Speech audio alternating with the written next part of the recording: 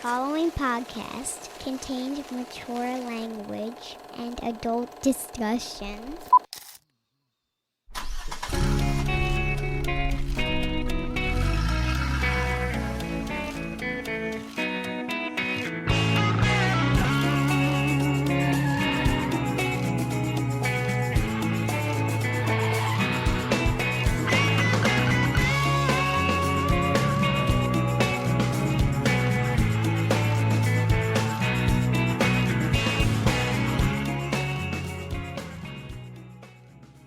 Welcome.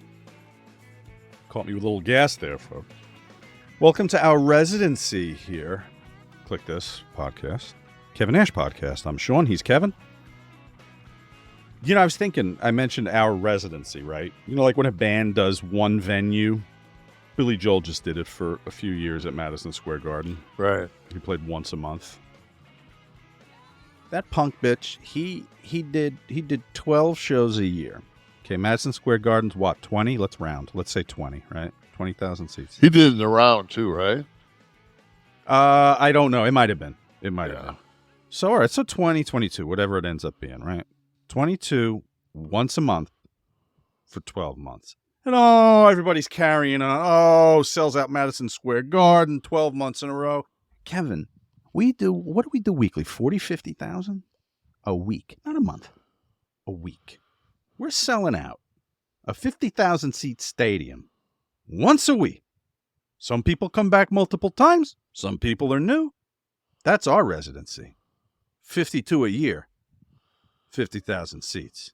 Sold out, except when we put Joe Biden on the thumbnail. Then maybe we get about 35 in the house. Yeah. But Hey, it's paid for this crib. I just picked up that piano today. I wanted to compliment you on your masonry work on the fireplace is impressive. Man, thank God for some of these shows. I get on some of the shows and they just HGTV type stuff. Yeah, but I mean this is like this is so cutting. Like Bob Vila used to be the man. Now it's just like this. This is like laser technology. I would cut the stone with an actual laser beam. So, hey, good for you. You need the right tool. That's what they say. It's all about having the right tool. Always having the right tool. That shelf, though, I will say, the wooden shelf with the two studs below it is almost exactly. I have a very similar fireplace in the Florida crib, right? And it goes all the way up like that. And that shelf is almost exact. Is that a Florida residence? I wonder if it was the same builder. I wouldn't think so. Yeah, it could be. Yeah. I wouldn't have carpet in that front part of the house, though. Oh, that's true. Not there, especially if your pool's right out on the lanai there. Yeah, it's just drag that in. Or if you buy the sand, it's just forget it. Yeah, that's you're running a fucking vacuum every day. Ken, what the hell's going on this week? Ole, Yeah, Ole. I don't think that. I don't know. Maybe if many people know that Ole broke me out. Like Ole gave me my first contract. How did that go? How did he come to? They were looking at the time, I guess. Yeah, they were looking to replace the Road Warriors who went up to New York, and they were just. So Ole said, he was looking for. They asked where that Master Blaster gimmick came from.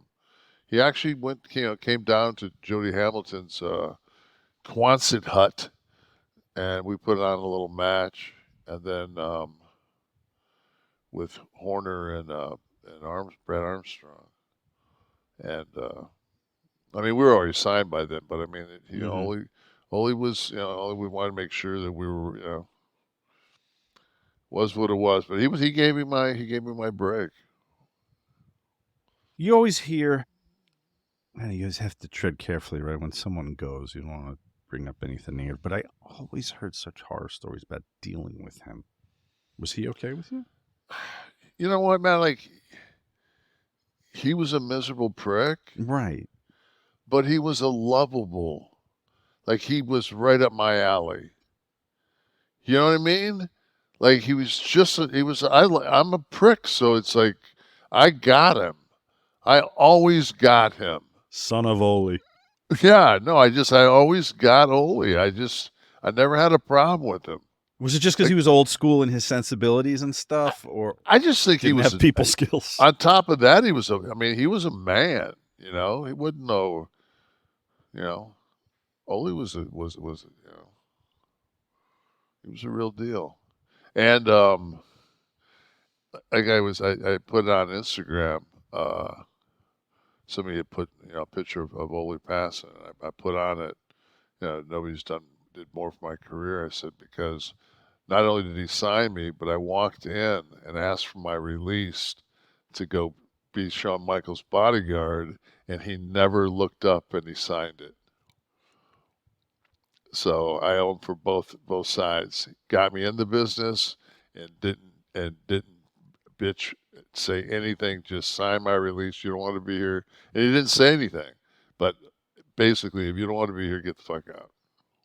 How'd you put it to him? What did you say? I just told him. I said, listen. I said, first off, I drove with Barry Windham to TV, and Barry was office. So, I'm usually fucking a jerk off, and I usually talk and I'll sing with the radio, whatever.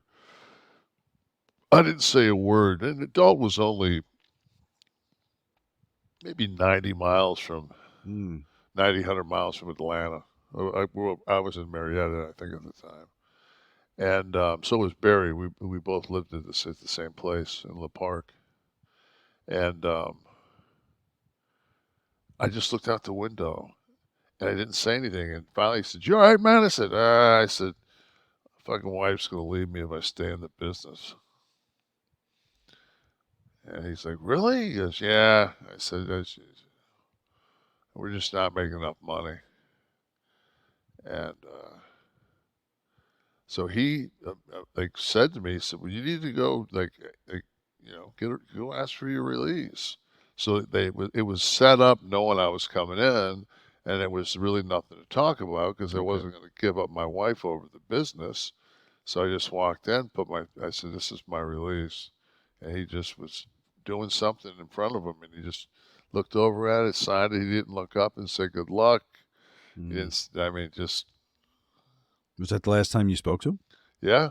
Wow. Yeah. What were you making? This is Oz, right? 120. Let's see, 125. Minus road expenses is $12,600, right? Oh, Oz didn't work that much, and then when he did work, a lot of it was in Japan. So that was on New Japan. Like New Japan picked up my weekly pay. Oh, okay. And then I always got a bonus from New Japan when I worked. So more over in Japan than here. Oh yeah, they'd always say when your shit comes up, man, don't resign. Wow. You can do 20 weeks here. Huh.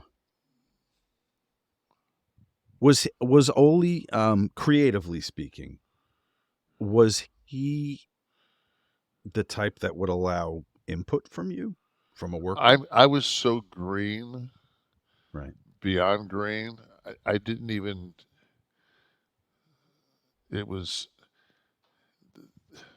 when you break in, and you've only got one person that semi has a clue at the camp you're at.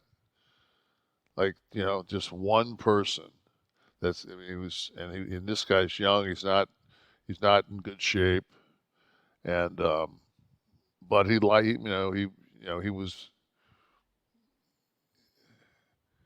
was a good training partner for where I was because I was the shits.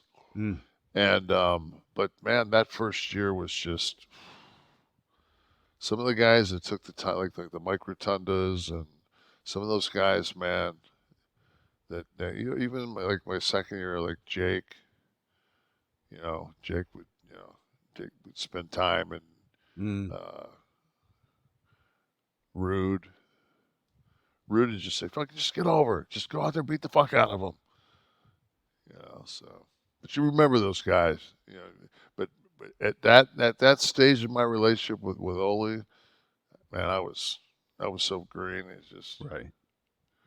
And that was, it was still that tackle drop down, hip toss, come at me, drop toe hold, I'll float to the head, like that old school Southern, I mean, a ton of fucking hip tosses and arm drags. You mentioned Rotunda, right? Yeah. It's in doing Sean's book. He cites him as one of the people because he was doing IRS at the time when Sean was there. So as one of the guys that he learned a lot before, but he's like, when I got into the ring with someone like Mike, and he credits a few other people too. That's when he was saying he really learned how to work like big time matches. And Mike was really fucking good. Yeah.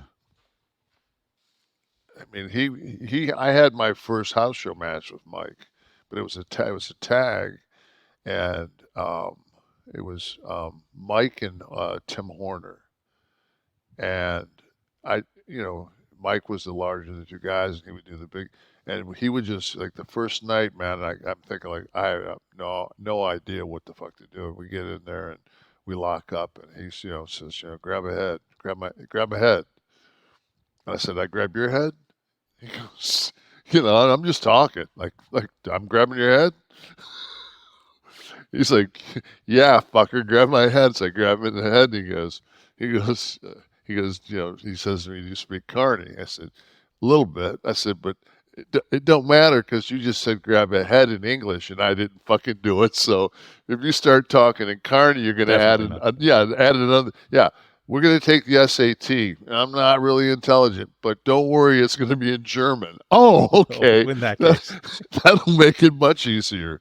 But yeah, then each night he would add like another piece to the puzzle.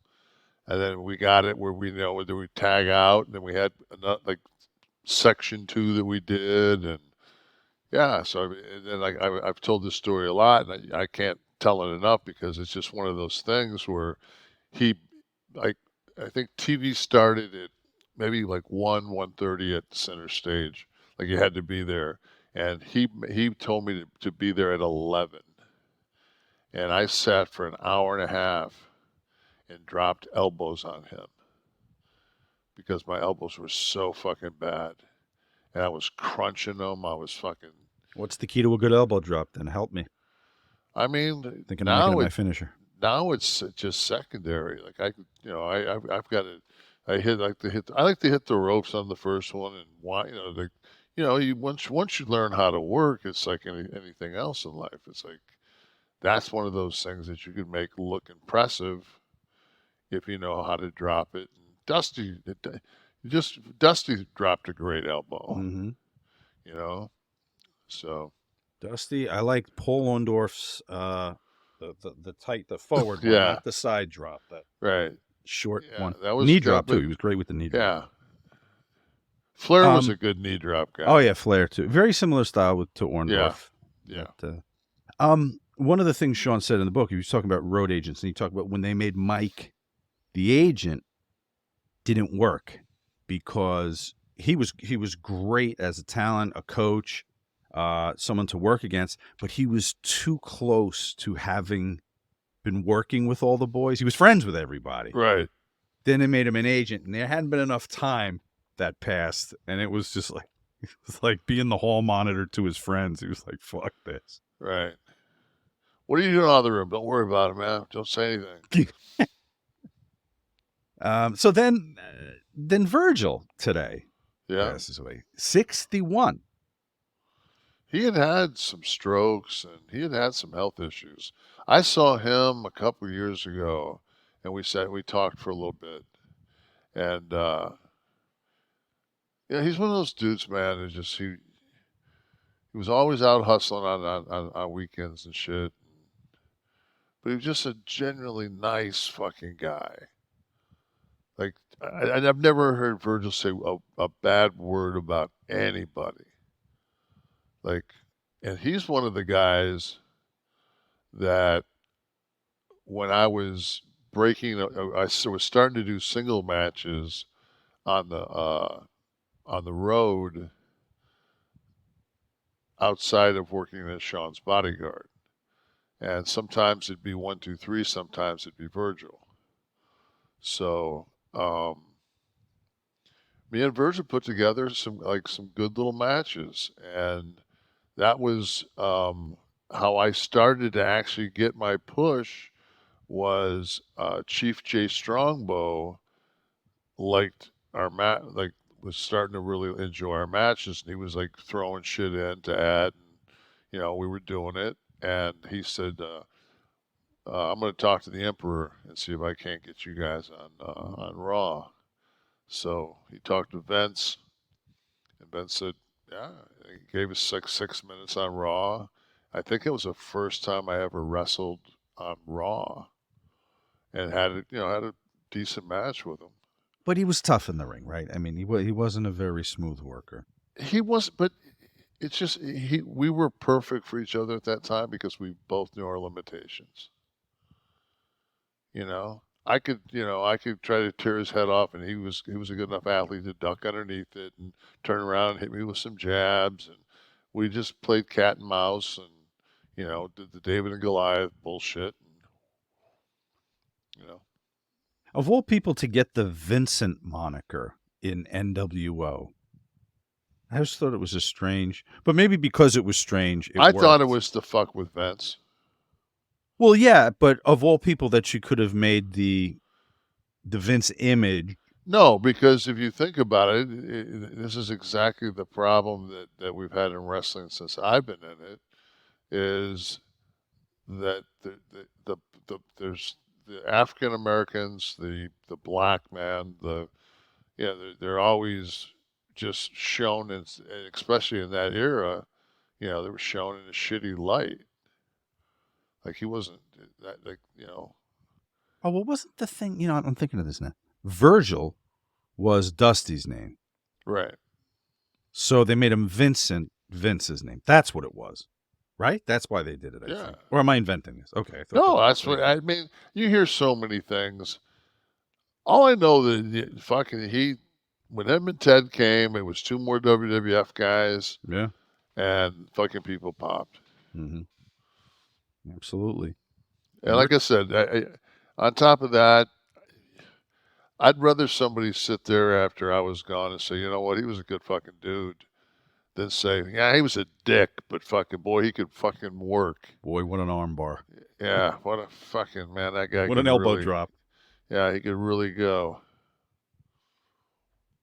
It's funny how when you start in this business, you have this. I remember I'd always say, man, like, because you'd sit in the back of a car and there'd be like Black Bart and Dutch and somebody else in the car, and they'd be talking territory talk, and you'd be thinking, they'd be, Dutch, man, he was a pretty damn good hand, Bart. Yeah, he was a good hand. I liked working with him. And so I would always just think to myself, like, I just hope someday when it's said and done, and my name comes up in a car, and there's some guys in there that have worked with me, they'll say, you know what, man, he was a good worker. Like he wasn't stiff. Like that's all I ever wanted, just to be, And then at 64 years old, it's like, no, I want people to think I wasn't like a complete asshole. Which I think the people that know me, I don't worry about. I think started this whole series with this whole show back, was it 2 years ago? Almost 87 weeks ago. And my stiff one of the week selections, I always tried to find ones that were Kliq centric because people always had things to say about the Kliq. But you're right. It was never anybody that you guys were working with consistently. So that was, that, and so much of that shit, like when you see the things on social media, that's interviews, or actually you'll see them on YouTube, and you look at it, and it's just like some shit from like 91. That some guys fucking spewing about you, and you're like, Really? Or somebody that's bringing up something, it's like 2 years ago, and they're bringing up something that happened in '91. Like, Correct. jeez, you know, 'cause I'm not. I promise you, I'm not the same person anymore. Yeah. Well, that must happen too with you because you go out and you do the conventions and all that stuff. So you run into people maybe that even had a bad opinion or maybe said some shit on a shoot interview. And then if you sit down with them at the restaurant or whatever, it's like a totally different, like they're getting to sit with the person, not the. Right. And that's the whole thing. I've always said that, just like, I have a very short temper, and I go off, but at the same time, it's just like, okay, you know, that's part of my it's a character flaw, but You know how you knew Ole? You said I knew Ole. I knew what to expect from Ole. Same could be said of you, right? Like people that are close to you, you go, that's Yeah. Kev. That's doesn't mean everything all the time, just kind of a instant reaction, and then, you know, tomorrow's another day. Not for Richard Lewis, though. No, another one, man. I'd like to point that out as delicately as possible. I loved Richard Lewis's stand-up first. Yes. I was influenced. I did stand-up in actually high school. I started, and then in college, and he was one of the guys. Is there a harder gig on earth than that? Nothing in the world. Nothing in the world. Because you know, obviously, it's just you are 100% being judged. It's not, you're not hiding behind a song. You're not hiding behind a character.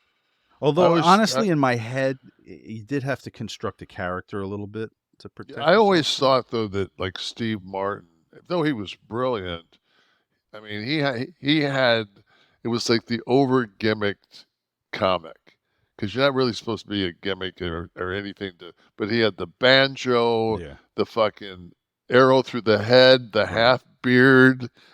I mean, he was coming at you with a lot of shit in case he fucking didn't come up with anything new since last time he was in Sheboygan. And that's a little bit of protection when you can come out with the arrow through your head. Yeah. But yeah, I mean, Lewis was great as that. He also did, I forgot about this until I read the obituary today.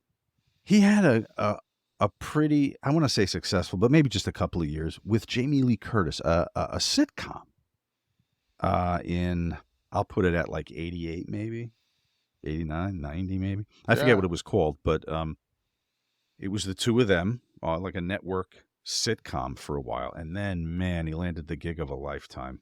Being able to improv across from Larry David. Man. It's as good as it gets. I've never seen any like making of stuff. I want to know how much is decided before. Probably just like a wrestling match, just the general idea. Yep. I mean, it's just, it's almost like, so Larry, what's the finish? Right. Okay, and let's go to scene one and let's get there.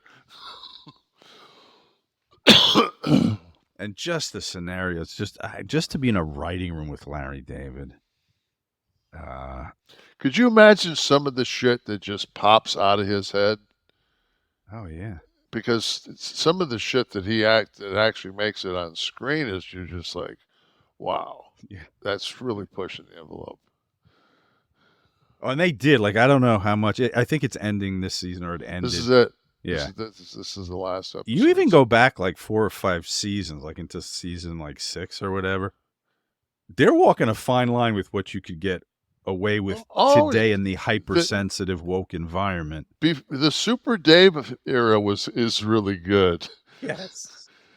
Super Dave was like some of the shit, you know, when Super Dave's kid gets the elbow injury, and you know, they send the hooker up, and I mean, it's just, I don't know. I really, that's one of those ones is just like, of course it's going away. Because, you know. Because it worked. Because they're going to start Chicago Psychiatry now. It's the next Chicago show to be with PD, fire, law. Oh, yeah, sure. Exactly. Chicago therapy. Yeah. Yeah, therapy. That way you can have like drug and alcohol therapy, and All kinds. Just, Absolutely. yeah, perfect. Do you catch the Jerry Seinfeld comedians in cars getting coffee? I feel like that would be up your alley. I've watched it a couple of times. It's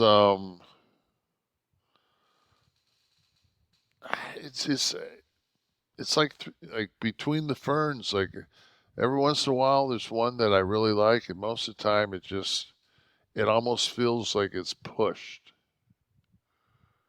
Well, they kind of have to force themselves to be comics talking about comedy, right? You know, it's the opposite of those shows where there's hidden cameras and nobody's supposed to know about it. Yet nobody on on this earth would fucking act anywhere like 50% of that much of an asshole if they didn't know that there were fucking lipstick cameras all throughout the room. Mm. Like, if my entire house was bugged with cameras, there would not be a second that I didn't go, oh, fuck, I forgot. Yeah. You know, unless I was sleepwalking. So it's just like. In the Larry David episode, the two of them are standing. He goes to pick them up, and he shows them the car that they're going to be riding in, and the two of them just start riffing or whatever. They're still standing by the car after like 5 minutes. And Jerry goes, how did we ever get anything done? Back in the Seinfeld days. Yeah, Larry's like, I don't know. So that's a sad one. What a crew that is. Oh, I mean, Seinfeld and Larry David. Yeah, that's great. They probably made the most, right? Money? Yeah. Oh, it's not even countable, I bet. Because this is, remember, we're going back in time. This is where the residuals for, DVD, of course, was great. But then when you went into syndication, and I feel like that goddamn show was on 10 times a day on every network possible. Yeah, I've heard some of the numbers. Didn't they end up I thought they did a buyout when it went syndicated. Oh, for a flat? I didn't know. Yeah, could even do that. Maybe I heard that where because I think it would have been or maybe they did it like later on. Somebody see if there's any. Am I just on fucking acid? Well, I got to figure here. Currently, from Seinfeld alone, Larry David is bringing in 40 to 50 million a year. Obviously, he's still getting some kind of a check from him. Larry David negotiated to own 15% of Seinfeld's back-end equity points, which has earned him at least $800 million from the show by 2019. So, okay, I knew there was some craftsmanship done that I absolutely appreciated. Yeah, I was gonna say that ain't bad. Having 15% of Seinfeld's back end. I'll take 15%. I'll take 15% of Seinfeld's back end. Pay up, Jerry. Amazing. But yeah, so that was a sad one. So I was bummed out to see the Richard Lewis thing today. Then I heard Gary Sinise's son, who was like 33, passed away. I think he was ill, but still, 33 is 33. Fuck, my boy was 26. 33 is that's so fucking young. Those are the ones that I don't know. They're all horrible. As you get older, and I've said this a couple episodes ago. It used to be you would watch an award show and then go to the people that had passed that year. And you'd be like, watching, you'd be like, I don't know who that is. I don't know who that is. I don't know who that is. I don't know who that is. Oh, God, I remember him. I know that. It'd be like 3 of them. Now at 64 years old, you're like, oh, it's like fucking who's who of people that you've been entertained by in your life. It's like, wow. And then there's always that one person that's passed, and you already thought they had passed. Oh, yeah. The Dead or Alive game. What? Abe Vigoda died is he still alive? Probably a decade after I thought he did. Yeah, it was like, that's like, those are the ones, man, that you just go, fuck, I thought, God, I didn't even know he was. And then you look and it's like, oh, God, he hasn't worked in like 6 years. But Is that too insensitive to do for a game next week, Dead or Alive, with you? If I brought up 3 names? Can we get rights to the fucking John Bon Jovi song? Wanted. Dead or alive. We'll see. We'll work on that. Who knows? We get flagged for tasting biscuits for bull's sake. Yeah, God, we'll have to pay $50 million to use Bon Jovi's song. I don't know though. He went gray like me. He might. We might feel like kindred souls. Feedback. Nick Morris was watching us last week, Kevin, and he said, "Great constructive criticism of raw talent by Big Sexy." So he enjoyed your insight. I don't know. I don't even remember what I said. I do remember I said for Cody not to smile so much, but he's going to do it his way. But you're full of song titles today. I fed you with the Bon Jovi. He's going to do it his way. Silver Bullet said Nash gets blood work done more than Roman Reigns wrestles. That might be true. And thank God I do, because every once in a while you alter something or do something, and you have an immediate feedback from your doctor, and he tells you exactly why your blood numbers went up, because he knows exactly. You tell him what you did to change things, and he tells you, okay, this changed that because this changes, and you get, when you have your shit dialed, because you're like I had which for me was subpar, but I caught a virus, and I got sick as fuck. I missed it. Didn't we have to do a show later? Oh my God, you sounded like Jack Klugman in an iron lung. Man. I just got sick as fuck. And, like, it's one thing when you're 50 and you get sick. When you're 64 and you get sick, it's just like, and you're fucking, like, you're doing like an 11 cough fucking run. We're going, am I going to run out of oxygen during this?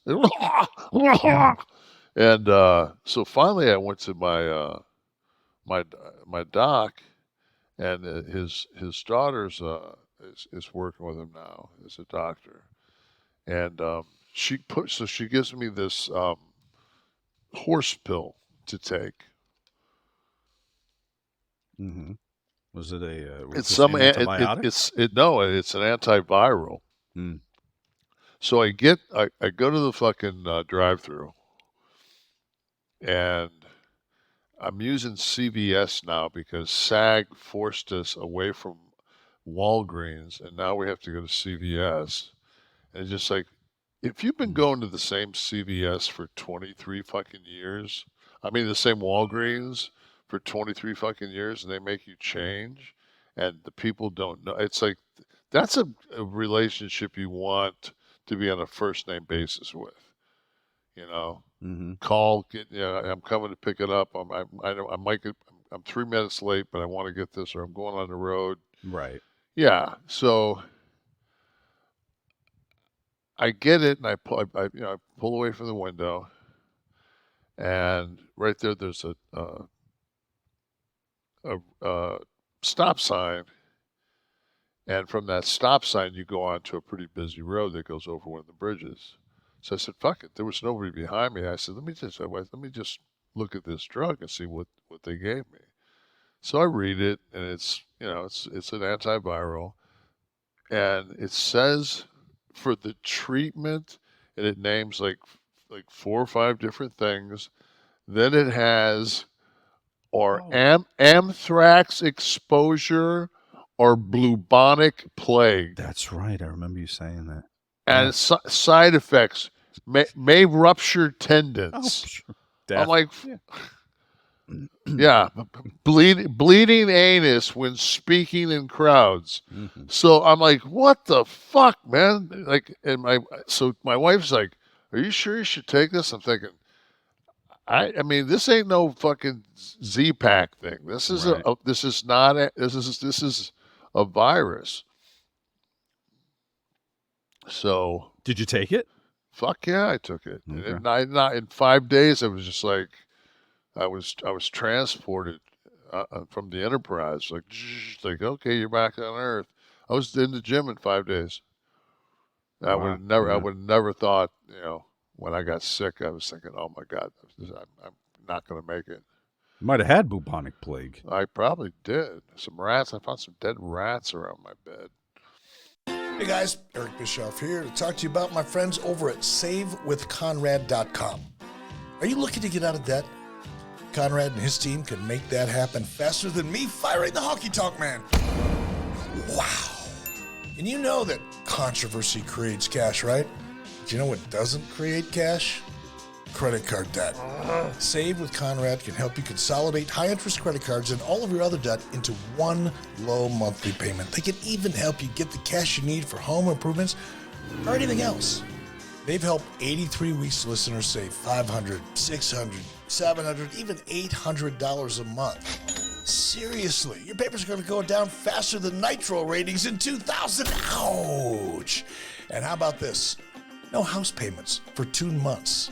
That's right, no house payments for 2 months. And unlike the dirt sheets, man, the reviews do not lie. With over 1,000 5-star reviews, find out for yourself how much Conrad and his team can save you by checking out SaveWithConrad.com today. You'll be grateful you did. NMLS number 65084, equal housing lender. Woo!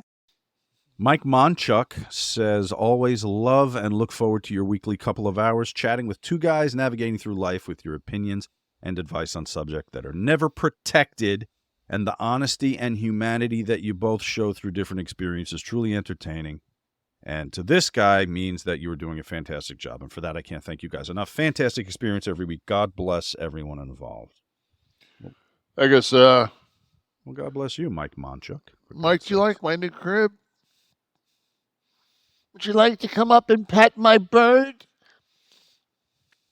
So, are you going to do are we going to have a new backdrop every week? Is this a thing that we can expect? Or somebody like made a comment like a couple weeks ago about that they were my painting was driving them insane. It is. That's a nice room to look at. I would like to sit in that room. I would like that to be my living room. I think. Gets a lot of light. Too sterile for me.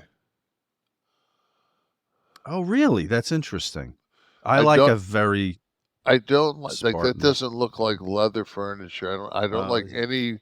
I mean, the couch behind me is. We don't do fabric. Mm-hmm. We do leather. Mm-hmm. My allergies. I can't do if I can take that shit. You can wipe that shit down with Murphy's soap. Right. We have a piano. It's not that dark, but we have a piano in our TV room. Right. A T that was, where T would start most of his music. And I remember you'd say, like, you and your wife would be watching TV, right? Yeah. He'd pause the TV. He'd need to bang something out and then go back and take the guitar, right? And the thing was, like, he never put the key lid on. He would just walk right over and just start banging it.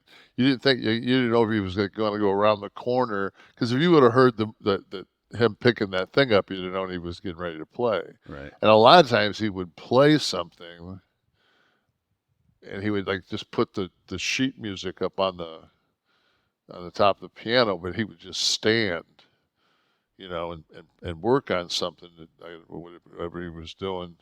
And then he would just take that, he'd write down a couple notes, and he might sit, work that through, and then he'd go back upstairs. You'd hear him working with guitar, like putting something else, the song together. Right. But he learned to read and to write music on a piano. Mm-hmm. Like that was the first thing. His first 5 years of an instrument. He was a good pianist. And I remember when he was like, I want to say like 10 or 12 years old, and he was just like, "Man, Dad, I don't know if I want to play piano anymore." And I said, "Dude," one of these days, you're going to be in like a ski lodge, and it's going to be like, the conditions are going to be too bad for anybody to go out and hit the slopes. And there's going to be a bunch of hot girls in this lodge. And there's going to be a piano, and you're going to come in there and be fucking Burt Bacharach. and play that bitch. And I said, you'll be like, man, I am so glad I stayed with this piano. And he was just like, so our deal was, if he finished his next rehearsal, then he could start playing guitar. Because I bought him a Fender when he was, Fender was a Fender Electric. He might have been 5. Oh, wow. I think he was 5. Yeah, he was 5. Because he got that. He might have been, I think he was 5. I think I got it for his 5th birthday. Was he big young? Because he could. Oh God, yeah. Okay. When he went when he went through pre-K, he was 4 years old, and he would his entire class was below his shoulders. Right. Wow. I remember some really good friends of ours down here, Peggy and Lewis. I remember Lewis went to watch his daughter play soccer, and he was sitting there, and he says to his wife, he says, "Jesus Christ, man, the fuck they let that big kid playing for?" Because his daughter was she was tiny, and Peggy says, "No, he's the youngest kid out here." He goes, "How can that be?" And he says, "He's Nash's kid. He has no idea who I am." Right. So then I met him at one of the games, and and then it was like 4th of July or something like that, and we invited them because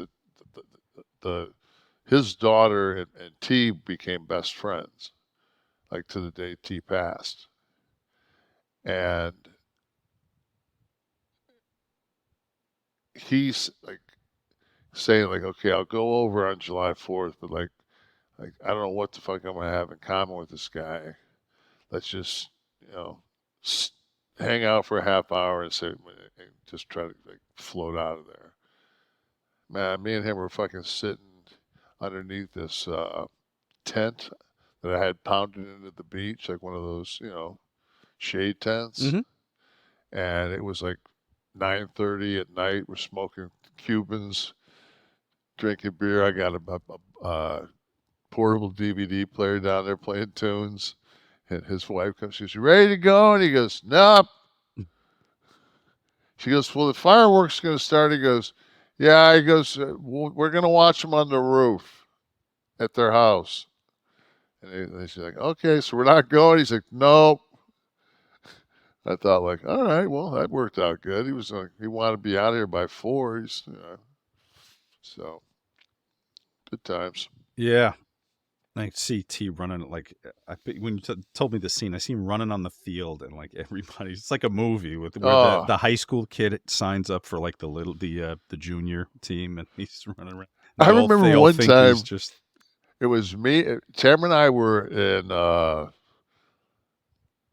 want to think we were in Nordstrom's or Macy's, one of just a department store when people actually went to malls, and she was just looking at some summer dresses, and there was another lady that had a little girl, and I would say that the girl was probably 5 or 6 years old.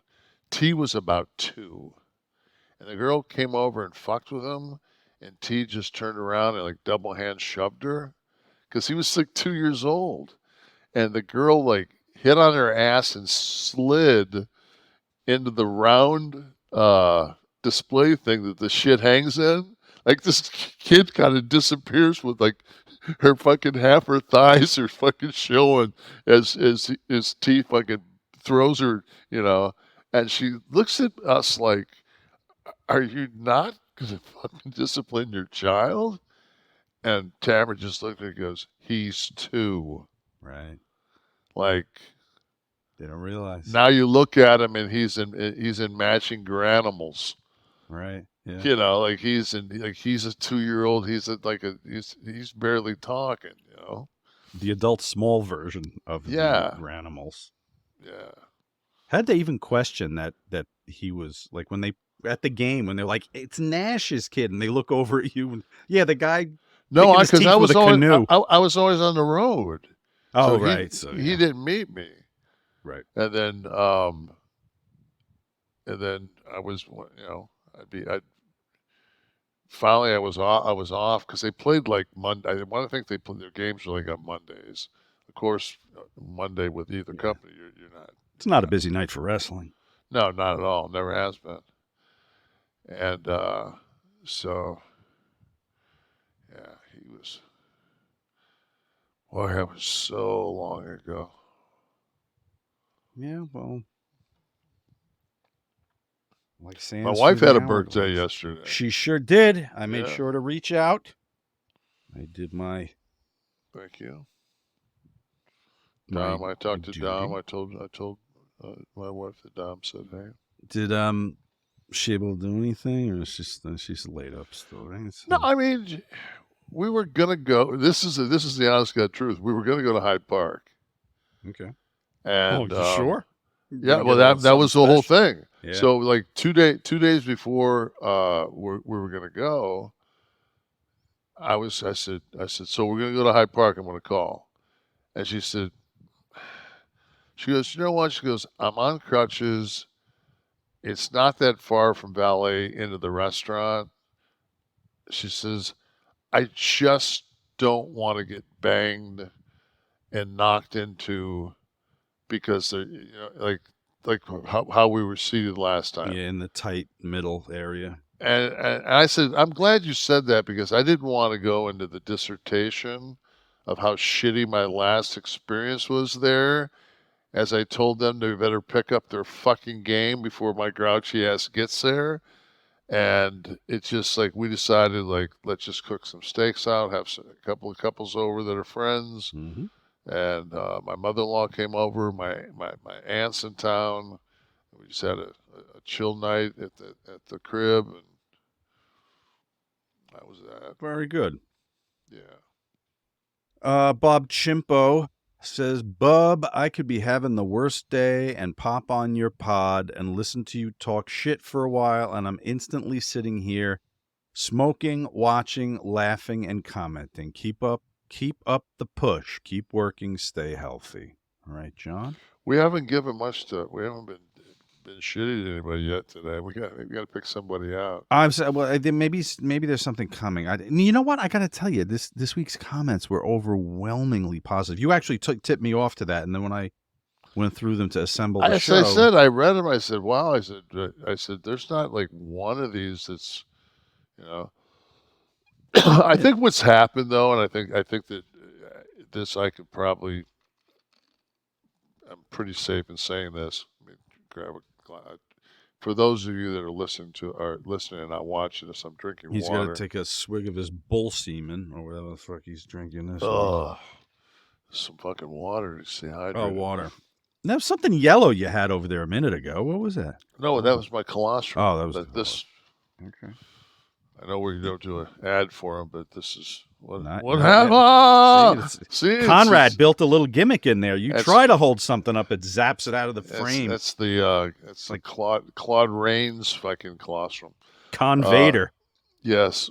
Now I can't remember the fucking word. You were about to say that what's happening with our comments. Oh, so I think that. And especially after, like, if you watch any news at all today on any outlet, like, the Supreme Court is going to sit on their hands on all this Trump shit, and there's not going to be a trial before the election, and there's just no reason to, like I tell my wife, it's like. Somebody brought up something. They were saying how China, they're hacking this and they're hacking that. And it's just like, okay, let's have this conversation. Let's watch this. Okay, us three, not right now. What are we going to do? Fucking nothing. Shut up. You ain't going to do nothing. You don't have the ability to do anything. It's like, if China's going to hack my shit, China's going to hack my shit. So... Mm-hmm. I could get Get a little aura is what you can do to protect yourself. I'm just saying. Be a great place to work that in. 5 minutes though. 55. What's the difference? Phil said, nice comedic timing to end the show, guys. I don't remember what we did, but he liked it. I just said by Menon. Oh, okay. Also, I was about to turn off the show, but stopped myself. I hadn't heard Sophie yet. Thank you. The part of the show I have to hear it. Then I can say by Menon. Okay, so yes, that was it. All right, Philly Phil. Yep. Pseudonym Kev. Come on, burying Rocky Horror Picture Show. You have no appreciation for the beauty of a young Susan Sarandon. Even now, chef's kiss. Yeah, hot, pretty hot little monkey back in her day, right? Even now. Yeah. Haven't seen her now, but I guess. Oh, you know what I did? Sort of. She was played Betty Davis in something on. It's a while ago, though. Oh, maybe like 5 years ago. Yeah. Well, probably longer actually. Now that I think about it, COVID fucks up my time. When I count back, she's married to the tall fucker. What's his name? Robbins. Tim Robbins. Yeah, they've been married forever. Yeah. A Hollywood relationship that's working. Robbins is a big old fucking spoon. He's like 6'5" or 6. Massive. I ran into him in the Duart building in the city one time, and he is really well. I mean, to you, whatever. But he's a tall dude. Do you want to bang him? I currently had a. See the guy? What's his name? Schlong. I blew the joke already. I'm not going to go for it. Saturn Boy. Hey guys. I felt it when Kev said it's been a long week. My wife's been in the hospital here in Cleveland after a successful open heart surgery. I just wanted you guys to know that part of my solace in taking a breather has been listening to the show through the week when I have downtime at the hotel at night. I appreciate you guys. Thanks for the laugh when I need them most. She's going home tomorrow. That's good to hear, Saturn. Yeah, it was. I think you commented on that, didn't you? I think I commented back on that. I actually commented back like to a couple people on. I actually typed comments to them on the. Nice to not be taking it in the rear every once in a while, looking at the comments. But then there's still some people that have some just. And it's just. I just wish people could just understand that. Even though I might say, I can't believe they're fucking that stupid. Like, that's just a term. It doesn't mean that I don't value your opinion. You know? I mean, it's all how it's presented. I've written people back and read people here that said, okay, you respectfully are disagreeing and pointing out your thing. Yeah. You know, when they say that we're so far left, I'm like, oh my God. We're not far left. Fucking people in my life that are far left say, well, so why don't you just call yourself a Republican then? Well, why do you go through and say you're a registered Democrat? And then here I get the other side. So right. I'm the same way. It's just like, yeah, you're the gun-toting, our gun-toting Democrat. It's just some things that are important, that are primarily important to somebody, and they may fall on the left or right, so we tend to talk about them a lot. You know what's important to me, Kevin? Mitch McConnell quitting? No, how that didn't. You think we might have been tipped off to that when they kicked out his plug twice this year? Smelling good. Keeping my body fresh is as important as all these things we're talking about to me. And listen, warmer weather, we're getting here. We're getting a spring. It's coming. You already hit an 80 degree day this week, did you say? Yeah, we're 80. It was 83 today when I was in my car. Right. Well, you know what warmer weather brings? Funky crotch. Okay. So if you grab some Mando whole body deodorant, nip body odor in the bud. Put it on your pits, on your package, feet, and beyond for whole body freshness. They're the makers of Lumi deodorant, Mando. It's clinically proven to work hard all day. I use it. Kev uses it. Kev was using the wipes, the sheets. I actually put I put a sheet each in a really stinky pair of sneakers that they're leather, so I can't wash them. And but I took the insoles out and got new insoles, but it was like there was still something going on there.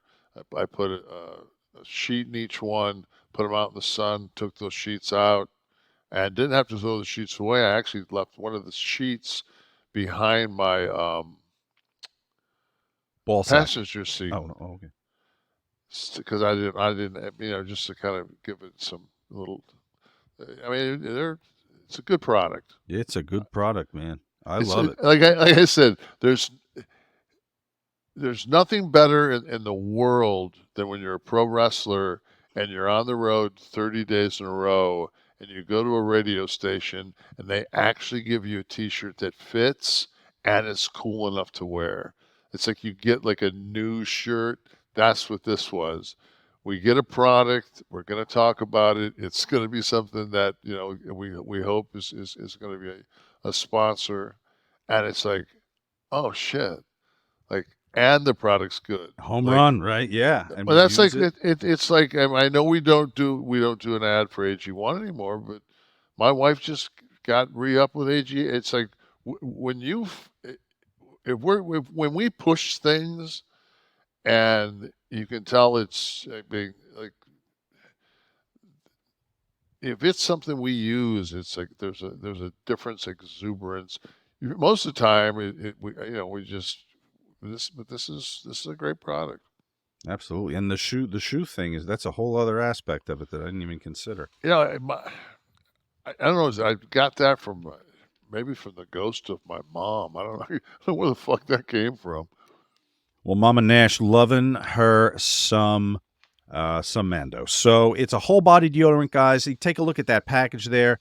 Take a look at the package for your package. There's the cream. There's the stick. There's I forgot the body wash. The body wash I use in the shower currently. I ripped through my stick. I got to order another one of those. Listen, guys, it's created by a doctor. He saw firsthand how normal BO was being misdiagnosed, mistreated.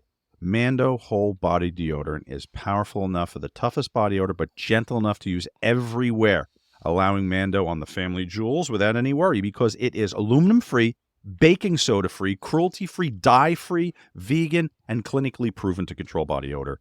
Better than a shower with soap alone. 12 hours after a shower, the average man's grundle odor level was 5 out of 10. With Mando, the average grundle odor is a 0 out of 10. Take my word for it. Get that starter pack, too, with all those ingredients in it there. Luckily, I have a discount code now. I'm going to impart on you to get hooked on our favorite smelling whole body deodorant on the market. New customers get $5 off a starter pack with the exclusive code. Go do it. That equates to over 40% off your starter pack. Use code KLIQ, K-L-I-Q, at shopmando.com, shopmando.com. It's time to smell better naked. Your partner will thank you.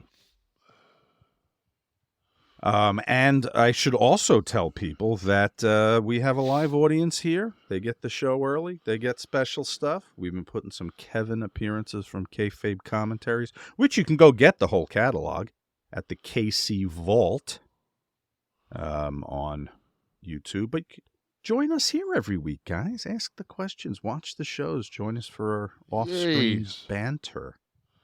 Go to Kliq This. Go to http //http kliqthistv.com. Okay, and that's how you can be part of this. I got the Wesley pretext for the URL in there. It's kliqthistv.com.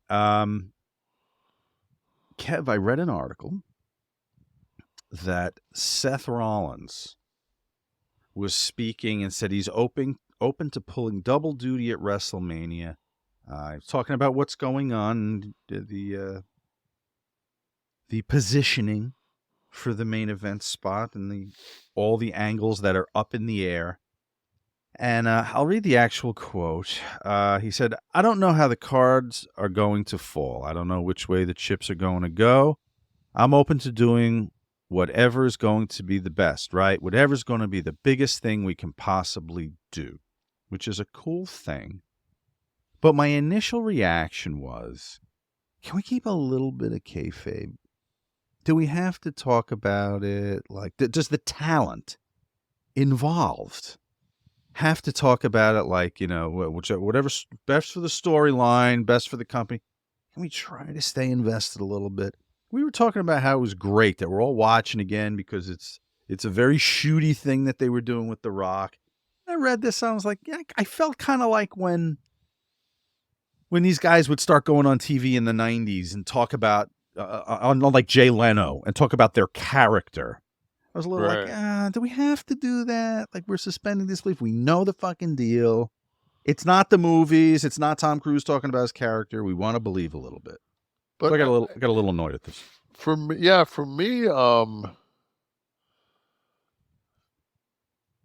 Drew has like ratcheted it up the most. Because think about it, like, 6 weeks ago we were sitting there going, how does he get the giant sword from town to town? And then the next thing you know, he's like, I'm not fucking CM Punk, and then he sits down Indian style, and he says, don't be looking up my skirt. And I'm just like, I actually like, this is Drew. Like, Drew for the first time is playing Drew. Yeah. Like, he's not the Scottish lad. He's fucking Drew. He just happens to be born and raised in Scotland. Mm-hmm. That's anytime they tried to do that. I used to love when Sheamus was just Sheamus. Yeah. He was a big rough. I mean, you looked at Sheamus, he was one of those guys where you thought this would be somebody in a bar fight that would just be just clubbing hands at you. And he's got big, thick joints. Like, he's strong as fuck. I thought he had a really great run, Sheamus. Yeah, he did. But even if someone's doing something charactery, Bray Wyatt, right? When they first came in with the family and stuff, thought it was great how they handled it. I enjoyed it. That whole like quasi Texas Chainsaw family they were doing. But I don't want to see him or read about him talking about the character. I think that's what killed Braun. Braun was like this big giant guy, and he was part of that family. And he was, and then he got in shape, but there's nothing wrong with that. But he all of a sudden got on social media, and he's a really, really nice guy. Mm-hmm. So he's shooting guns, he's singing karaoke, he's cooking red meat, and he knows what he's doing when he's cooking. So he becomes this I don't want to watch Bourdain wrestle. I want to watch, I want my guy to be a pro wrestler, and that's what he does because that's what I'm watching. Yeah. I mean, maybe the baby faces can get away with it a little bit, but I don't know. I think it's always I thought it was always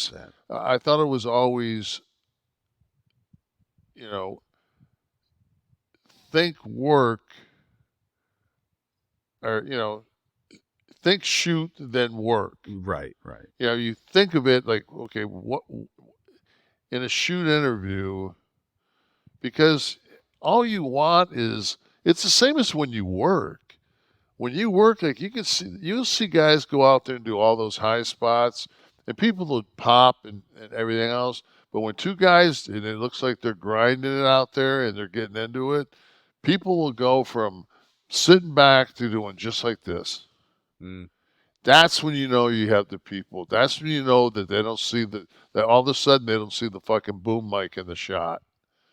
Yeah, exactly. Right. And that's what you want. You want that realism. You want that. And I like that, I agree 100%. And if you're going to be that nitpicky and make those comments, then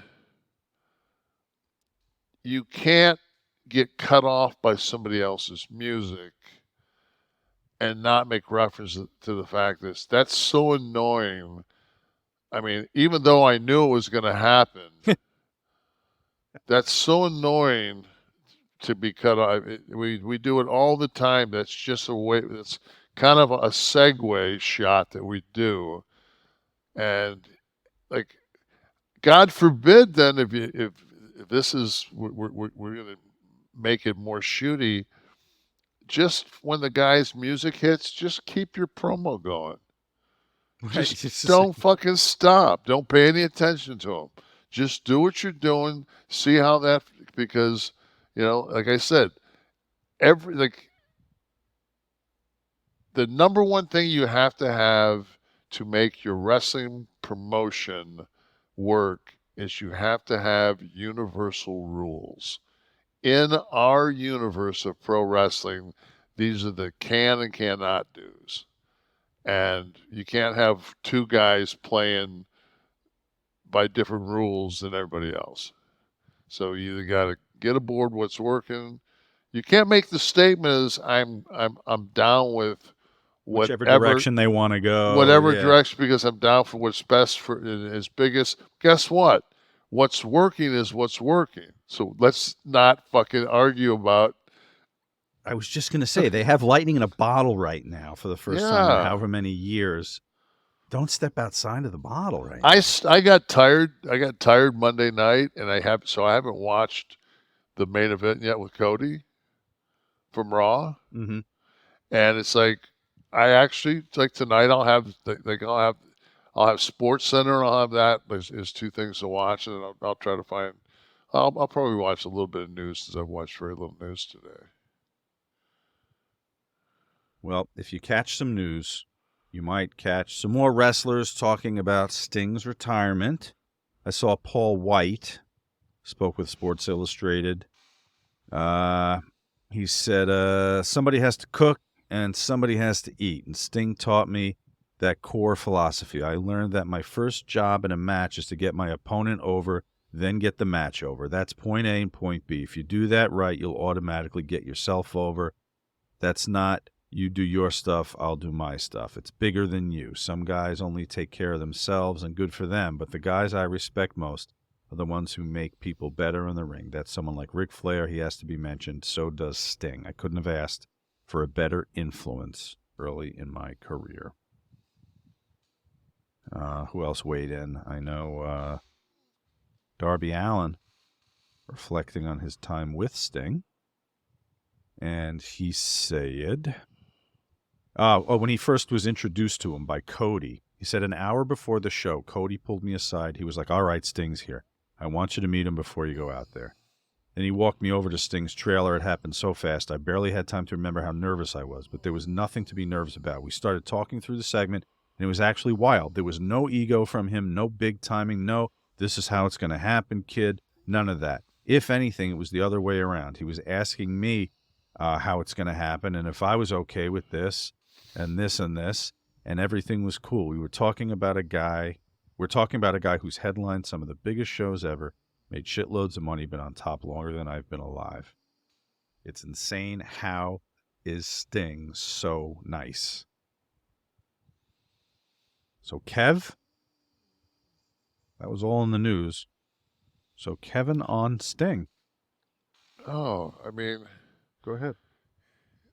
You always remember. I talked earlier about Mike Rotunda, but Steve always would throw a rollaway bed in his room, and he'd let me sleep on it for free. He was good to me, Like him and Lex sometimes would pick up lunches when we're on the road because they were making cash and I wasn't. But the guys that are the partiers hang out together, and the guys that go to the gym hang out together. And they were the gym guys, and and on top of that, when I broke into the business, I trained at Lex and Steve's gym, Main Event Fitness in Atlanta, and my wife did also. So no, he was our star when I was there the first time. He was like, I consider. I mean, Flair was. I mean, he was his foil, but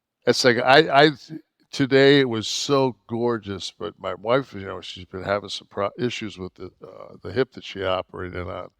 So crazy story. The girl that did my rehab here in Daytona Beach when I tore my quad, like once I got out of Birmingham, and so it was like 3 months after, or was it three?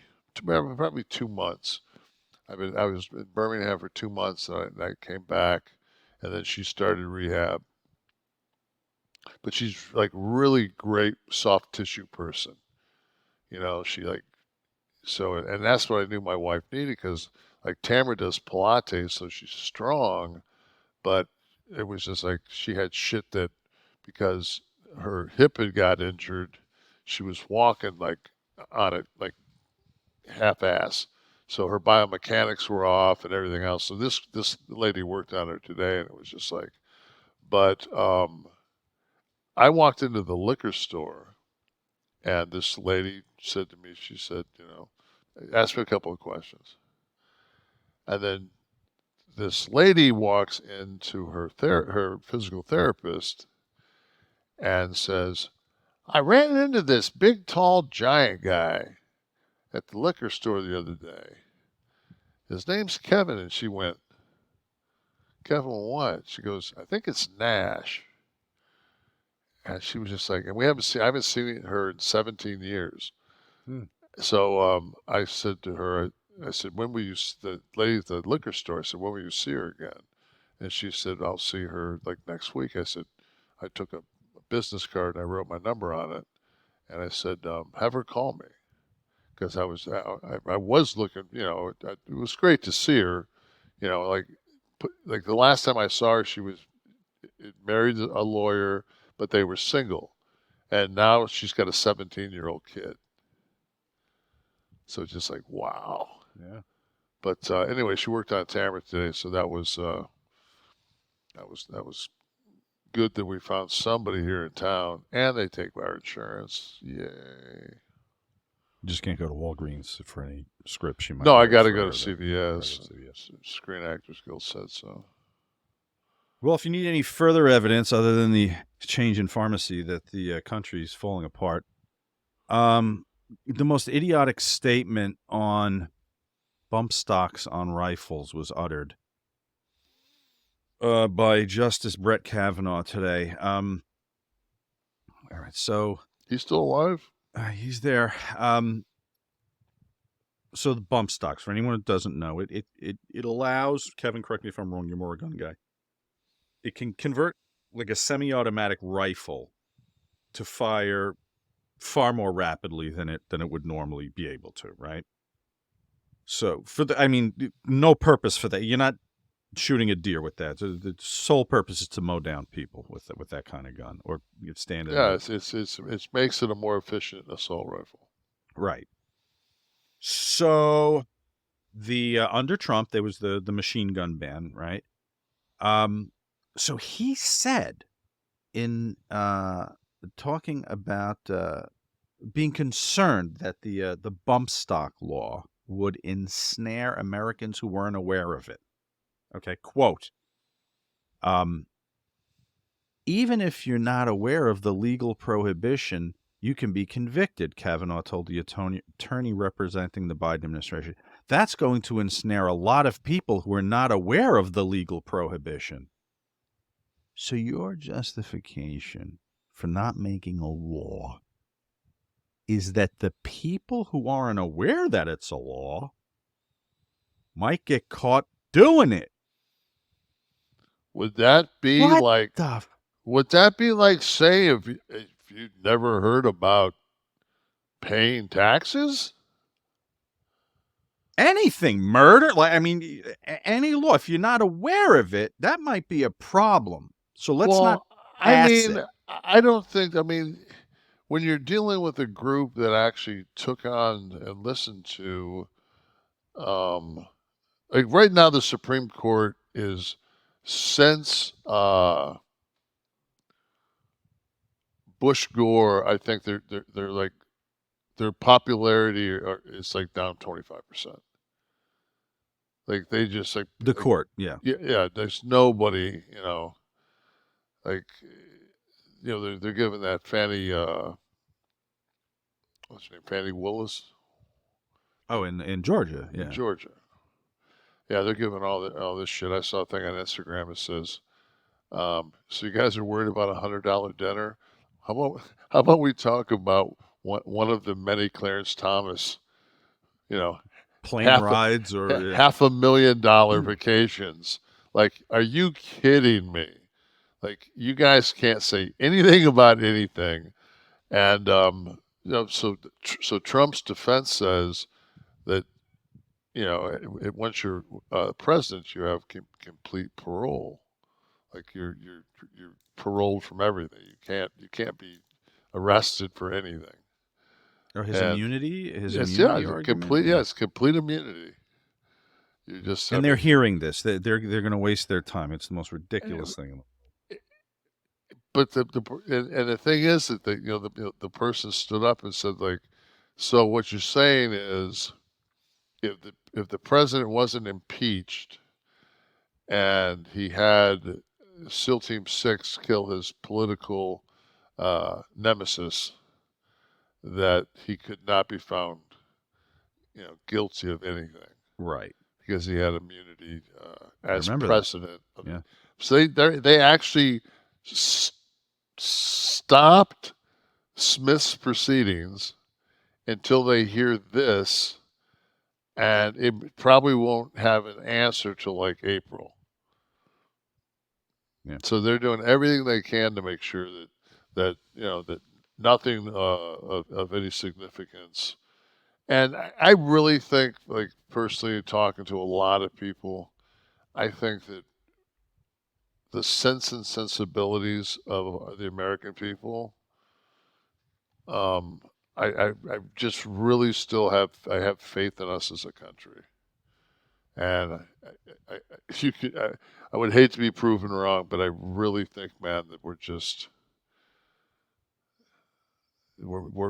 we've always been a democracy. I think that that's the most important thing, that we stay a democracy, that you and I can have this conversation, and people that are listening to us have the right to listen to us, and we can voice our opinions. And I think that's so important, just to have discourse as human beings. I would rather sit in a room with 4 people that I absolutely had nothing in common with and have a conversation or discussion or an argument than not be able to speak at all. Well, if you can, unless you're Nancy Pelosi's husband who opens the front door and that happens. So debatable. That was a GoFundMe. We have that. GoFundMe gone bad. And in the country's falling apart category, we can bring up Senator Cindy Hyde-Smith, Republican senator from Mississippi, who today blocked the quick passage of a bill on Wednesday afternoon that would have enshrined protections for in vitro fertilization. This was in response after the Alabama Supreme Court warned that the disposal of unused embryos could be categories of wrongful death. So Tammy Duckworth of Illinois requested pass the bill by unanimous consent, meaning any one senator could block it, and she did. But shouldn't just the common sense law of, if it's a human being, you can't freeze it, but an embryo you can freeze? Well, that's the whole debate of when does life start. So, and there's never going to be an answer to that. There's no, you can't, you have to fertilize the egg. Well, but so all right, so let's take an example. If 3 of a woman's 5 embryo, okay, are deemed non-viable, right? So they put a bunch in the petri dish, and 2 are you're going to be able to have a birth with 2, and then they say the other 3 are not going to be able to make it to term. Today, if you're not in Alabama or wherever the fuck, you can implant the 2 and they discard the 3. What they're Right. saying is you would have to implant the ones that will die because you can't discard them. And so she would have had to endure, this woman would have to endure 3 miscarriages because you couldn't discard the ones that were not going to be viable for birth. This is where we are now. And the thing is, if they're deemed like, what's the difference between, like, they give mercy abortions where, like, the kid's not going to survive. Like, they do have those in a lot of states that have absolutely no pro-choice voice whatsoever. Well, would this open a door to that discussion, though, or debating that now? Yeah, it's like, come on, man. We don't have more shit going on than that. I'll tell you what I got going on. The Tap Out. This week's Tap Out. It's going to be brought to you this week by Rocket Money, our friends at Rocket Money. Oh, God, Rocket Money. Saving people money by the day. Do you know that nearly 75% of people have subscriptions they've forgotten about? Before I started using Rocket Money, this happened to me. I thought I had, like the basic ones, that my streaming channels, my handful, like 5 streaming channels, and I know I have the satellite radio. Like, those are the ones you think of, but you don't think of the ones that have been charging you, that you have been using for 10 years. The fitness apps, we have delivery services, and everything is subscription-based. So Rocket Money is the answer, folks. Rocketmoney.com/Nash is where you can go to get your finances in order. Okay, it's a personal finance app that finds and cancels your unwanted subscriptions. It monitors your spending, helps you lower your bills so you can grow your savings. Okay, Rocket Money has over 5 million users and has saved a total of $500 million. That's an actual figure in canceled subscriptions, saving members up to $740 a year when using all of the app's features. Okay, this can happen to anybody. You're not being neglectful. We're just in a time now, guys, where we have so many subscriptions and so many recurring services. Okay, stop wasting money on things you don't use.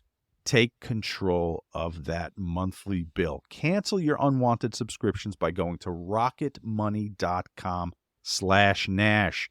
Go there. Tell us what you've been canceling. Let us know. Post it on social media. We'll talk about it. That's rocketmoney.com/NASH. rocketmoney.com/Nash. It's the real deal, guys. And I just want to tell you, as I was listening to you do that ad, this background has completely, like, it's weird. It's classed up the show a little bit, I feel like. Yeah. Well, I'm just saying, though, that when I feel like we're not doing our show. Like, I'm sitting around sipping wine in the chalet in the ski chalet. I feel because I'm so used to having the background that I do, and I'm at work, to whereas this here just I sometimes I've had a conversation tonight where I'm like sitting in my living room.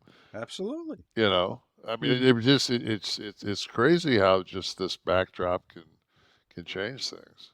We've invited the audience into your living room, Nash. Ladies and gentlemen, it's time. Can I say one more thing? You can say it's your fucking show. The guys were talking about. We were talking about Thomas earlier from the Supreme Court. Clarence, yes. And Wesley said, "Did you guys see what's his name? Ernest Borgnine. No. John Oliver. Yeah, John Oliver. I couldn't think. Easy name to forget. Yeah. Well, I knew it was Oliver because I knew it was whatever. So what did he say?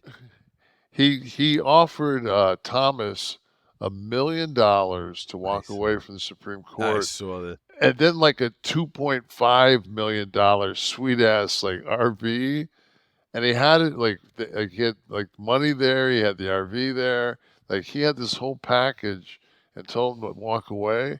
And I mean, I the first time I ever watched him was when he did the thing on wrestling, and how we should, like, we were 1099s, what a load of shit it was.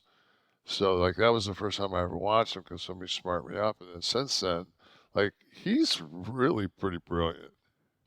I didn't know he did a segment about that, about the independent contractor nature of He wrestling. did a whole thing on wrestling. Oh, okay. Yeah, he wasn't very nice. He was probably right. Is it a million? Wesley's at $1 million a year for life. Where else Oliver going to get that money at? I guess once he gets him out of office, we're good, right? It's like that Mike Lindell guy with the pillow. Did you see he offered $5 million to anyone who would debunk his 2020 election claims, and a guy did it, and he's trying to collect. He's taking him to court now. He's like, it's been debunked. I sent the email first before the court case. Here, give me the $5 million. Hope he gets it. Yeah, that was a rough. It seems like everybody that's got involved in it. I mean, you can't tell me when you watch Donald Trump that he's not selling the fact that he's going to have to come up with a $500 million. I mean, it's coming. Yeah. And he has to. I think he's got to the. What they give him 31 days after it was passed, that he has to.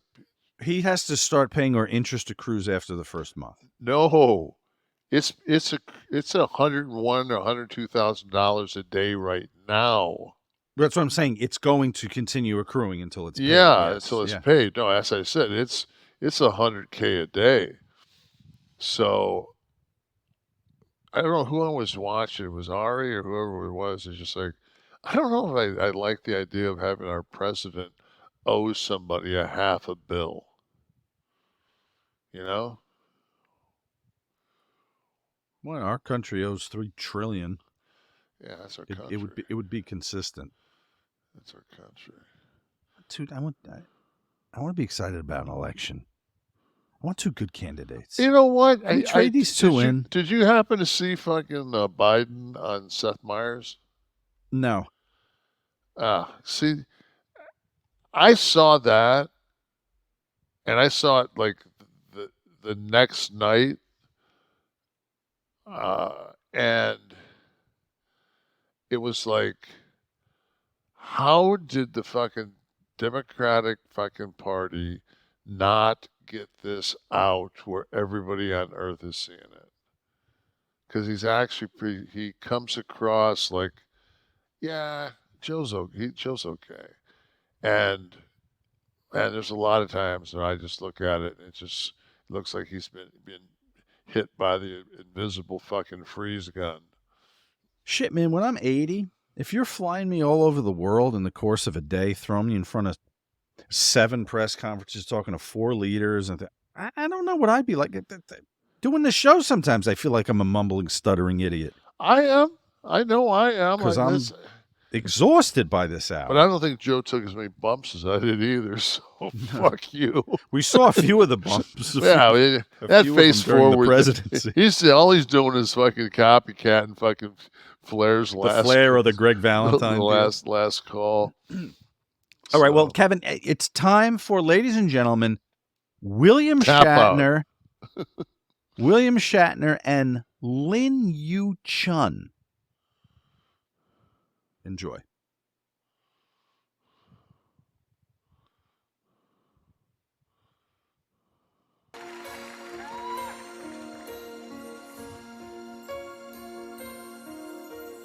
Turn around. Every now and then I get a little bit lonely and you'll never come around. Turn around. Every Every now and then I get a little bit tired of listening. Does it feel like a dream yet? Turn around. Every now and then I get a little bit nervous that the best of all the years have I'm waiting for Shatner to turn into a wooden Indian.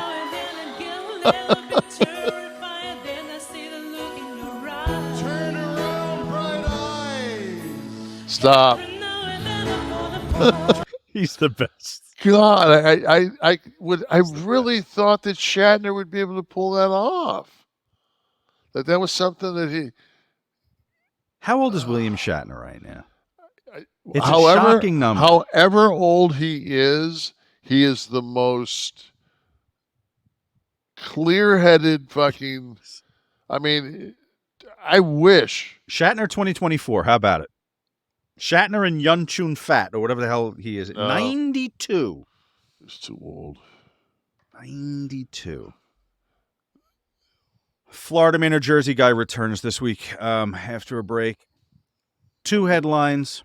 I just want to say, though, that if Biden sang that badly, it wouldn't matter if he was 90 or 100 or fucking 40. So He might have done a better job, I think he quite might have. honestly. One real headline from a Florida man, one real headline from a Jersey guy. Kevin uses his intuitive powers to decipher. First headline. Actually, this is my logistical being of living the Florida life. Well, you spent a lot of time working up here, and then you've seen a lot of Jersey guys around you. Florida men around you. Yeah, I definitely spent a shitload of my life in the Northeast. 73-year-old man credits Apple Watch for saving his life. And 150 live bugs removed from man's nose. That's a no-brainer. I mean, I think only the mall of millennia could you get a fucking Apple Watch to. Got to go all the way to Orlando for that? Yeah. It's an Apple Watch is just like. I don't even think like if you like went like this and had an Apple Watch on at a bar down here, they'd be like, "Is that a Swatch? What you got there, boy? Look at that space age thing he strapped to his you wrist." got there, boy."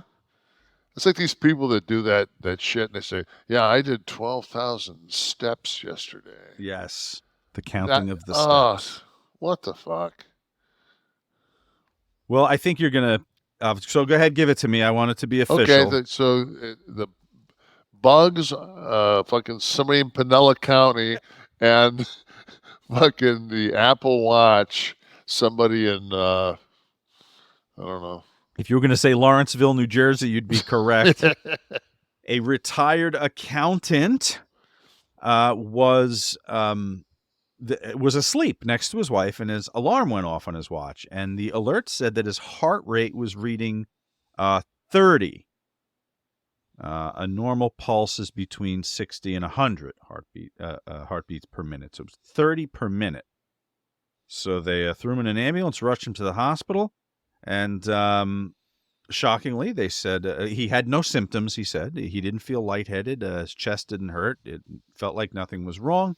But ended up having to get a pacemaker after having what they called a... I thought you were going to tell me he had 150 bugs in his nose. It's a different... It's that's the Android that does that. The Apple takes care of your heart. And then, yes, our friend in, let's see what county it is. You guessed Pinellas. Let's see where we're going here. This was in Jacksonville. On February 16th, a man had 150 live bugs pulled out of his nose. A man who underwent the procedure is wishing not to be identified. But 30 years ago, he had a neuroblastoma, which removed a cancerous tumor in his nose and left him with an extremely compromised immune system. Over the course of a few hours, his face became extremely swollen. He started getting nosebleeds. Couldn't even get up to go to the bathroom without his nose starting to bleed. Went to the HCA Florida Memorial Hospital, and the person What doing did the they do? examination. Shop back those motherfuckers? He said, I see movement when he looked in there. They took a camera, looked in the nose when things dramatically changed. Dozens and dozens of bugs alive and feeding on the inside of the patient's nose and sinus cavity. Size-wise, there were variations, but the larger ones were as big as the end of my pinky. I knew I was in trouble. There was erosion that was occurring near the skull base, very close proximity to his eye and his brain. Dr. Carlson immediately tried to remove the bugs with suction, but it clogged the suction. There were so many large bugs, they couldn't get them with suction. They ended up having to remove them one by one using different instruments. 150 goddamn bugs, one by one. And this guy, like, this couldn't have happened like over the course of like an hour. Or so. No, it was. This guy He wasn't hunting and went, I got some. Yeah, this Something in there. This guy went, you know. The visual on this is unbelievable, Steve. If you have, if you can go into my link just for a minute. He put fucking peat moss up his nose. If anyone, so maybe rotting bacon from breakfast or something, or if everyone wants to see something that they can't unsee, Steve, go ahead, bring up that shot there. 150 of them, though, which means they counted, which is impressive. I would go for my. Is this the? There you go. There's some. Oh, they're like maggots. Yeah, some in the larval stage. I guess that's the doctor that was treated to having to pull them out. That was the only shot, I guess. I don't know. There's some video in that article there in the link I have. But I think we got enough of Dr. Carlson. Thank you, Dr. Carlson. If ever, Kevin, if your nose ever begins to bleed uncontrollably, Dr. Carlson is right in Jacksonville waiting for you. Outstanding. Or any other orifice in your body, for that matter. God, what kind of a habitat did you come from that brought that larva with you out of your sinus cavities? Well, I'm just wondering, because they mentioned the surgery, right? So I'm just wondering if why would the surgery have caused an attraction to these many bugs? No matter what, I mean, it's just like anything. Like if you put one of those in your nose, if you have one of those, I remember like you get them when you were a kid. We used to call them bobbers, and you get like a booger in your nose every time you breathe. It goes in and out. There's an image, by the way, a shot of in the man's nose. God, man, that's looks like fucking kimchi. Kamala's manager? Ooh. No, if you had one of those larvae in your nose, it would. Gosh. Could you not, like, blow it out, maybe? Not that many. At that point, like, fucking, like, there's layers of them. Like, you must be, there's something going on. You're not just sitting there going, oh, wow, these are accumulating. You think he was like a desperate coke addict that, like... Maybe he was somebody that was ridden in like paralyzed in a chair someplace in a nasty environment, and they just crawl up them and go up, and it just finally somebody came in there to check on them. They're like, "Holy fuck!" I don't know. I would rather go with that one because that has way more of a kind of a true detective feel to it. So. Steve, can you confirm that Ozzy Osbourne snorted ants with a straw when he was out of coke one time? I feel like that I might have heard at one point. We'll let everybody know when we come back. Steve did just say he was 92 years old. That was Shatner. Oh. So that was Shatner that had the bugs. Holy fuck, no wonder he couldn't sing. He fucking had 150 bugs in his fucking sinus cavity. Could have put Spock's ear up his nose. Yes, Ozzy Osbourne has claimed to have snorted ants. There you go. It says right here, too, that occasionally he'll inhale an uncle. All right, this high spot of the show brought to you by our friends Mickey, Ray Sinatra, and Courtney. Mickey, he is so fine. He's so fine, he gets me high. Hey, Mickey, Get Blitzed Lit Aid. What is it? It's nano-infused Delta-9 THC sip and syrup. If you've tried this, you know that this is super potent stuff. It's THC on steroids. It's a syrup. A teaspoon is all you need. It's THC. It's the real deal. The same THC in marijuana, but it's legal in this form. Goes into your drink. Teaspoon is all you need. Put it in some tea. Put it in a lemon lime beverage, like my friend Kevin does. A sugar-free, mind you. Fast onset. You're going to feel this within 5 to 15 minutes, okay? Nano-infused means it goes right to your bloodstream. It bypasses the breakdown in the liver, so this happens right away. If you're in Maryland, you could go visit a Stay Lit smoke shop. But for the rest of us, we've made this very easy. It's legal to ship right from the Get Blitzed website to all 50 states without a med card, as long as you're over 21. And right now you can save 15% by entering the code KLIQ, K-L-I-Q, at checkout. Go to get-blitzed.com. That's get-blitzed, B-L-I-T-Z-E-D.com. Try the Delta-9 THC sip and syrup that all of our fans are doing. Get it and chill. Listen to your favorite podcast. Kliq This at home. I just saw where Florida legislation is going to try messing with this. Oh, okay. So, guys, you got to get it now. Stock up, too. Yep. Get a bunch. They were going to attack the 8 and 9. I'm thinking, like, of course, The Deltas, yeah. Of course, they're gonna come after. And the thing was, is like they were talking last night on the news, and it's like it could cost like $400,000 worth of jobs, like pulling that, They're going to toy with, they're going to tinker with it till it gets to the point where legalization comes up. They just want to tax the hell out of it is what they want to do. That's all. It's 35% off the top. Yeah. But how does the Fed take 35% of a company's profits, yet you cannot put your money in their federal bank accounts? Let's see. Too Hard and Fierce reporting the Delta 8 bill went through, but the caps on THC did not. So I don't know. So I guess it's still legal to do, guys. Go do it.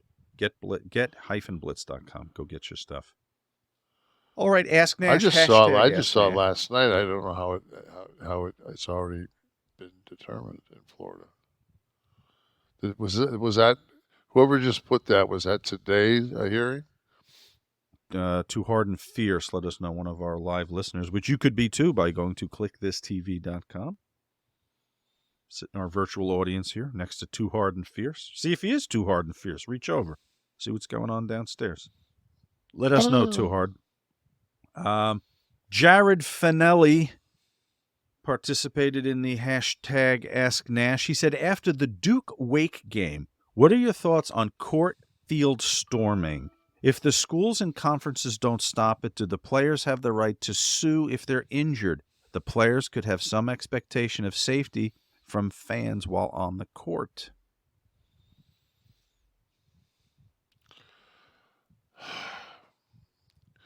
I mean, I get it, but at the same time, it's just like, it's almost like the guy from Duke, the 7-footer from Duke, like didn't realize that there was a chance with several hundred people charging at him that he may get hit.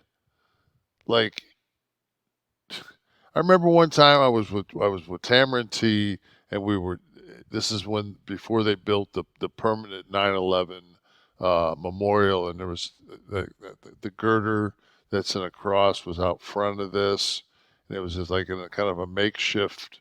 It was very makeshift, and like it was right across from that little church that got burnt.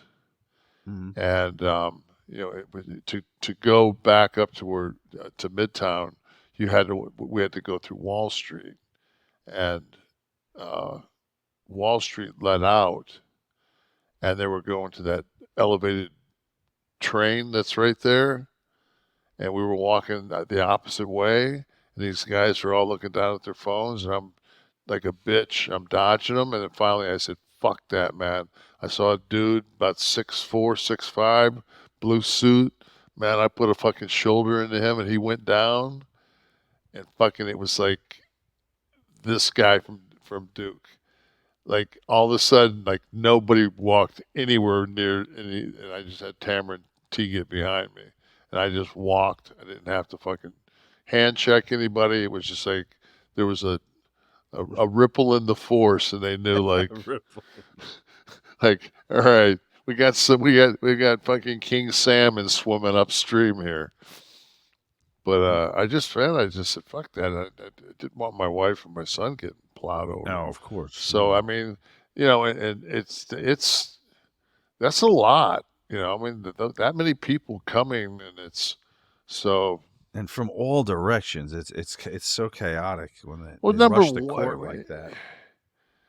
The football field, you have more space. Yeah, but a basketball court is not big. 54 is a 92 by 54. Yeah, and you have 8,000 people in the stands or whatever. A college Shit, those game. more. Yeah, I mean that Duke is a smaller, but you at least got 8,000 people minimum. Yeah, I'm talking like the bottom rung that can get down. Yeah.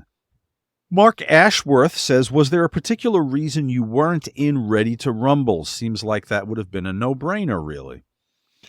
Yeah, so they weren't paying anybody anything extra to do the movie.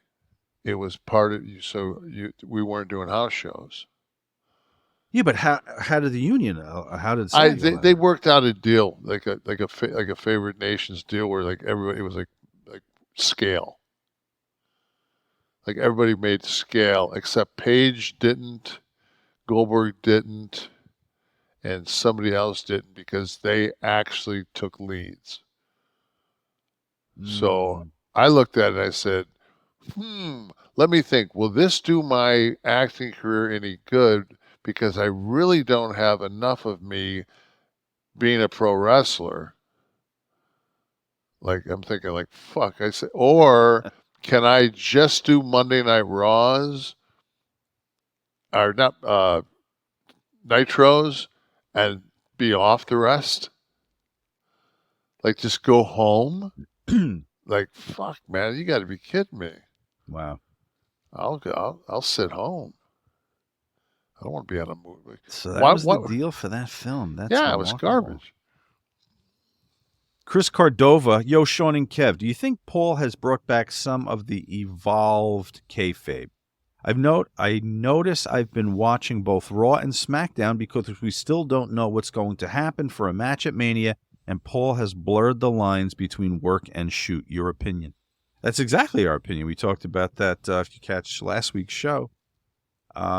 We talked about how people are watching again. And especially people in our demographic. Yes. Older wrestling fans. Because it's starting to feel like the Attitude Era again a little bit. Yeah, when it's not just that The Rock was there.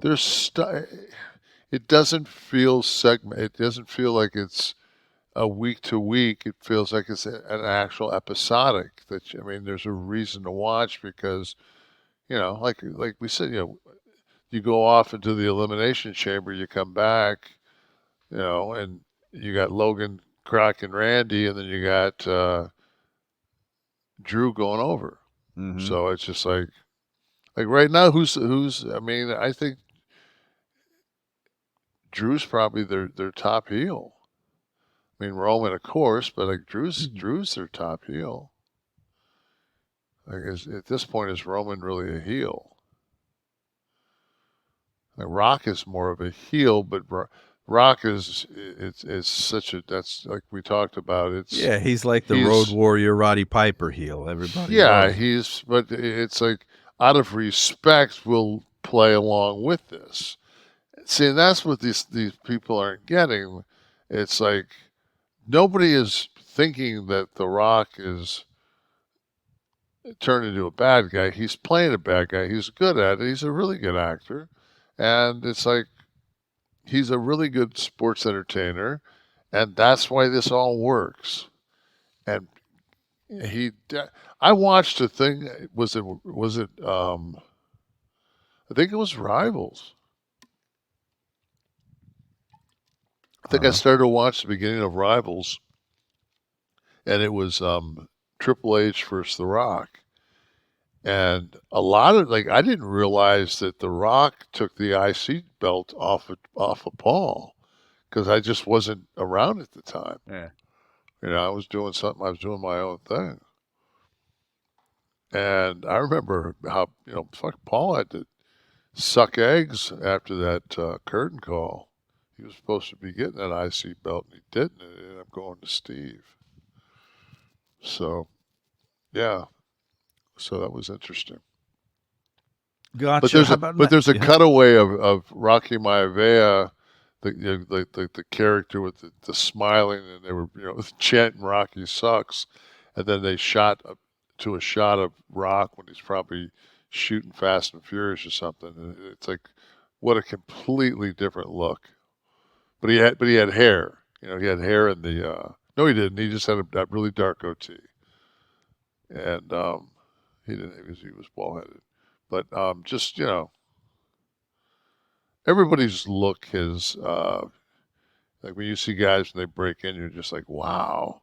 Like they just haven't. Everything takes time to functionally put it together, unless you're like Kurt or Brock, because you're pretty much being taken from one video game, wrestling, and put it into a pro Yeah, wrestling you're known game. from something else. Yeah. But you know what? How many times does a talent not get the opportunity to get seasoned, right? They stayed with Rocky. They could have, abandoned ship. They could have mavened Rocky very easy. Correct. Right.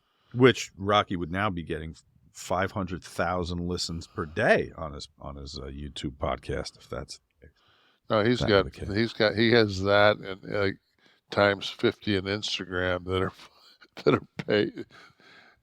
I forget how much. I want to think it's 2 million. So when Dwayne does a movie, he gets he gets 15 or 20. $7 gets Sandler 5, and then to use his Instagram and social media, because he has a whole team that does all that. To get that machine is another 1.5 million. Outrageous. Right? Well done. Yeah, fuck yeah. I was talking Maven numbers. Yeah, I'm talking about the real deal, Holyfield. That's how the hookers and hoes know how I feel. All right, who in the audience? Who's got some questions? Let's talk to some folks here. It's like this and like that and like this and James Bradford.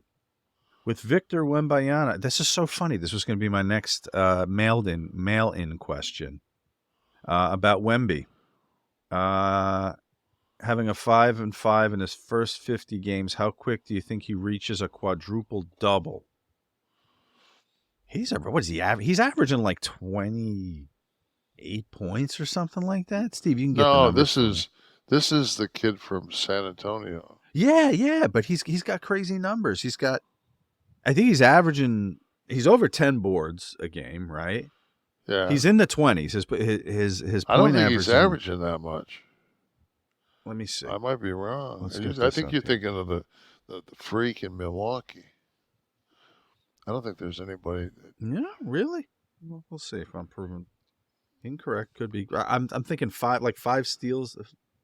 No, he blocks. All right, so 20? he is averaging 20. 10 boards. That's what I said. Yeah. All right, three blocks, 3 assists. Still good numbers. How was he? He's 20 something. He's 22 years old, maybe 21 years old. I want to say he was the whole reason I wanted this season to kind of right now, they're so bad that they're hard to watch. Anyway, he's fun to watch. Yeah. He's really fun to watch because it's just you could just see it. It's so weird to see somebody 7'4" or 5" or whatever he is, but he's got pretty sick handles, man. He just, Mm-hmm. he's just fuck, man. He's such a fucking fluid. Like you think of the guys back in the day, like fucking Burleson that played at North Carolina State with David Thompson, TV Tommy, and just gangly, Chuck Nevitt that played with the Pistons was 7'5". Like those guys were so gangly, and then this dude's like fucking Gumby, man. It's just. That's why when Shaq came in, that's why he was awesome, because he was thick. It was like he wasn't one of these he big wasn't like poles. like when you look at him, like his first couple of years, like he was like nowhere near as gigantic as he was with the Lakers, but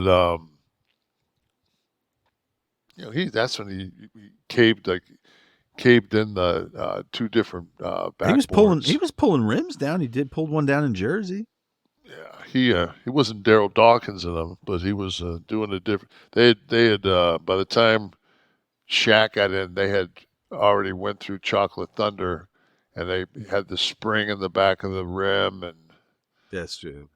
No. I tell you right now, man, like people don't realize that first model that they came out with, you could pinch your, like if you went up there to contest it and somebody was dunking, there was a chance because they didn't have the shield thing. It was that was a kind of a haphazard invention that just got put out probably before it was the one that would give. It just gave it had like I just remember it being different. Like the gasket was different, the spring was different. It was just it was a different, like the one now. I mean, it's hard to even double hang on it and be a big guy and get much movement out of it. Mm. It's just to make sure that the bolts don't get pulled out of the fiberglass. It doesn't crack the glass. Yeah. Who else in the house? What do we got for Kev? Give us a couple more here. We'll wrap things up. Brandon Douglas, I finally figured it out. Kevin's doing the show from the Airbnb he rented out for Hidden Treasures. You're gonna. I wish the one at Hidden Treasures was this nice. I would have put this over. Brandon also asks, have you seen the new Monday Night Wars figures by Mattel? If you have, any thoughts on your figure coming with the removable hair piece and the fake Diesel figure? The removable hair piece is so you can. I'm not always in the baseball cap that I walked out in for that moment in time. So when I joined Scott, so that I think that's kind of cool. Yeah.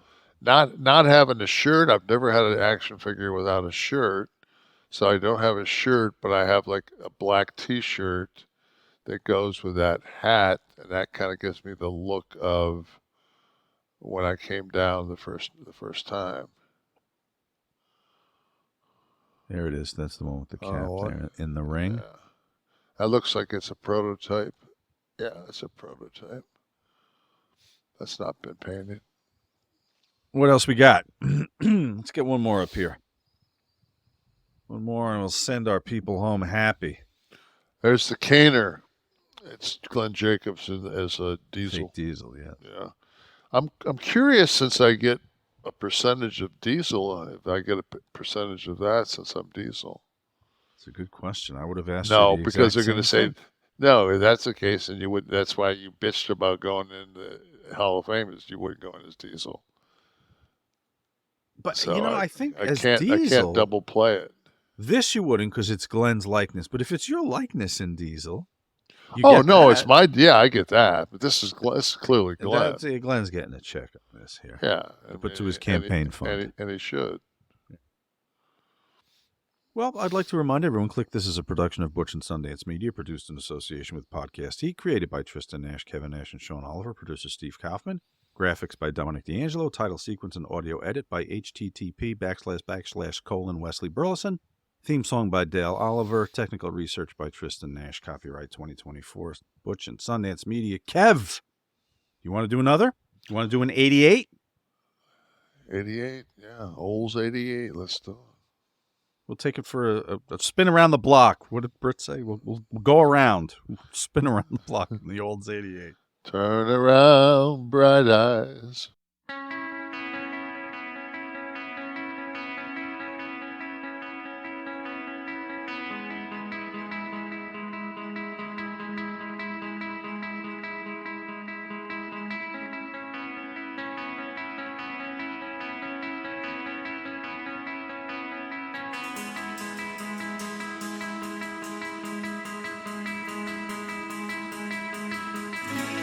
Let us free to fade away into eternity.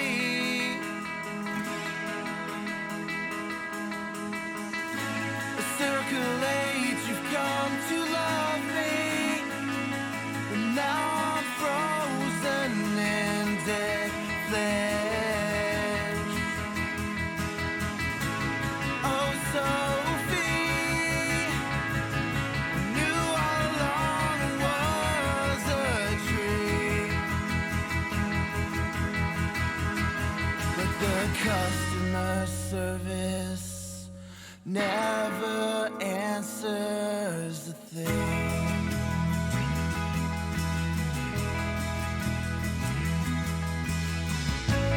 Let us free to breathe in air we're supposed to breathe.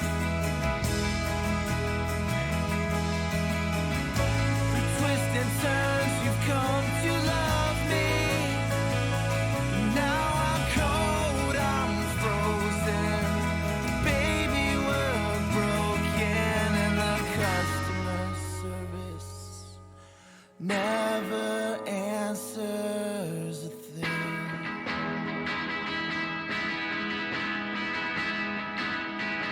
Yeah, the customer service never answers a thing.